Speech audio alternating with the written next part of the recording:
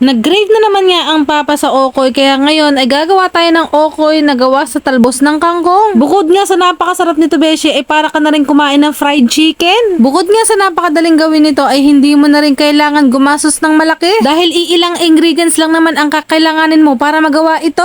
Bago nyo nga pala hiwa-hiwain ng ganyang katulad ng ginagawa ng asawa ko, hugasan nyo nga muna yung kangkong at pakuluin nyo sa may tubig hanggang sa lumambot ito. Hindi ko na nga nakuha na ng video kung paano niya ginawa yun pero alam ko naman beshi ay matalino ka. Kung kaya niya, kaya mo rin. Pagkatapos nga niyang hiwain yung mga kangkong, tsaka nga siya naghiwa ng puting sibuyas para ihalo doon sa kangkong. Ganyang hiwa nga lang ang ginawa ng papa pero kung gusto mo ng pino, pwede naman beshi. Dahil kami naman ang kakain ng ginawa namin at kayo naman ang kakain sa ginawa nyo. Puting sibuyas nga pala ang inilagay namin para magbalanse ang tamis at alat. Naglagay nga lang pala kami ng magic sarap at onting asin para pampalasa. At pagkatapos nga ay naglagay ang papa ng 3 itlog mga beshi. Pagkatapos mo maglagay ng 3 itlog ay tsaka mo halu-haluin, paikot-ikutin. Parang katulad ng ginawa ng ex mo, pinaikot-ikot ka beshi. Pagkatapos paikot-ikutin, tsaka ka pa niloko.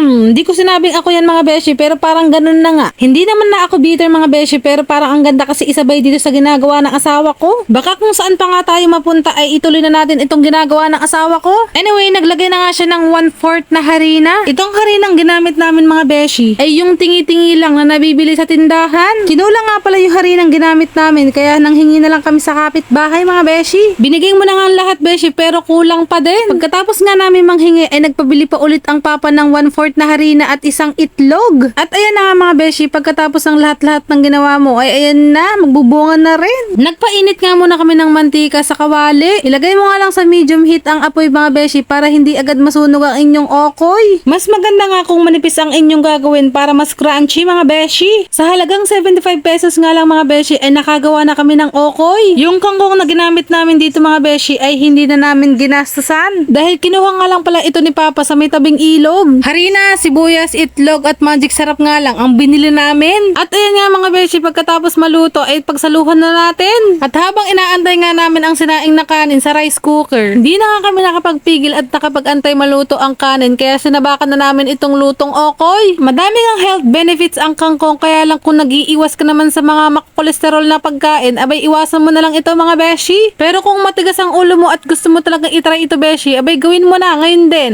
Hanggang dito na lang nga muna mga beshi. Maraming salamat sa panonood. God bless us all. Mwah, mwah.